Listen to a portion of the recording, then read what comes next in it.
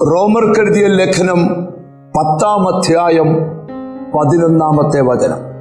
അവനിൽ വിശ്വസിക്കുന്നവൻ ലജ്ജിച്ചു പോകുകയില്ല. ആരിൽ വിശ്വസിക്കണം?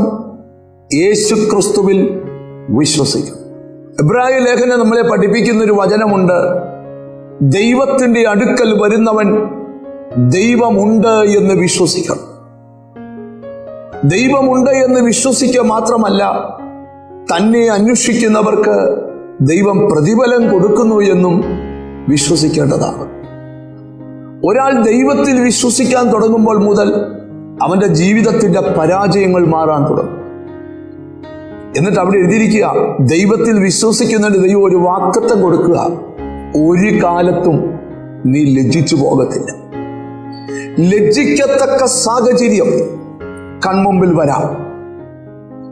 പ്രവാചകന്മാരുടെ ചരിത്രം നമ്മൾ പഠിക്കുമ്പോൾ രാജാക്കന്മാരുടെ 2-ാം പുസ്തകത്തിൽ ഒരു പ്രവാചക ശിഷ്യന്റെ ഭാര്യയെ കുറിച്ച് വായിക്കുന്നുണ്ട്.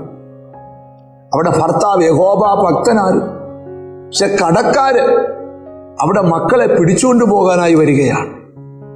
ദൈവത്തിന്റെ മുഖത്തേക്ക് നോക്കി ഇറങ്ങി തിരിച്ച ആ സ്ത്രീ പ്രവാചകനായ എലീശയുടെ അടുക്കൽ ചെന്നിട്ട് പറയുകയാണ്: എൻ്റെ കുടുംബത്തിൽ വലിയ പ്രതിസന്ധികൾ സഹിക്കുകയാണ്, കടബാധ്യത എന്നെ തകർത്തുകൊണ്ടിരിക്കുകയാണ്, കടക്കാര് എൻ്റെ മക്കളെ പിടിച്ചുകൊണ്ടു പോകാൻ പോവുകയാണ്. പ്രവാചകന്റെ ചോദ്യം: നിന്റെ വീട്ടിൽ എന്തുണ്ട്? ഒരു ഭരണി എണ്ണയെന്ന് അവൾ പറയുകയാണ്.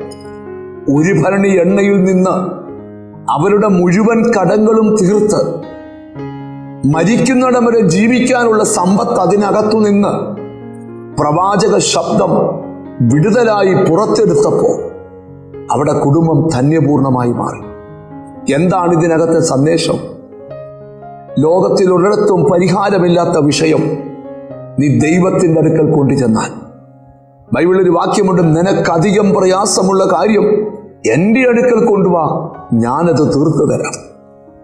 ഈ വചനം കേട്ടുകൊണ്ടിരിക്കുമ്പോൾ സ്വാമി, ഒരു സ്ഥലത്തും പരിഹാരമില്ലാത്ത നിന്റെ വിഷയത്തിന് ദൈവം പരിഹാരം തന്ന് നീ ഒരു നാളും ലജ്ജിക്കാൻ ദൈവം അനുവദിക്കുകയില്ല. കണ്ണുകളെ അടച്ച് പ്രാർത്ഥിക്കാം. ഞങ്ങളുടെ കർത്താവേ, സ്വർഗസ്ഥ പിതാവേ, എന്നോട് ചേർന്ന് പ്രാർത്ഥിക്കുന്ന മക്കൾക്ക് വേണ്ടി പ്രാർത്ഥിക്കുന്നു. ഒരു കാലത്തും ലജ്ജിപ്പിക്കാത്ത ദൈവം കൂടെ ഇരുന്നവരെ സഹായിക്കണമേ എന്ന് ഞങ്ങൾ ദൈവത്തോട് പ്രാർത്ഥിക്കുക. നിന്റെ നാമം ചൊല്ലി പിതാവിൻ്റെയും പുത്രൻ്റെയും പരിശുദ്ധാത്മാവിൻ്റെയും നാമത്തിൽ നിന്റെ മക്കളെ അനുഗ്രഹിച്ച് പ്രാർത്ഥിക്കുന്നു.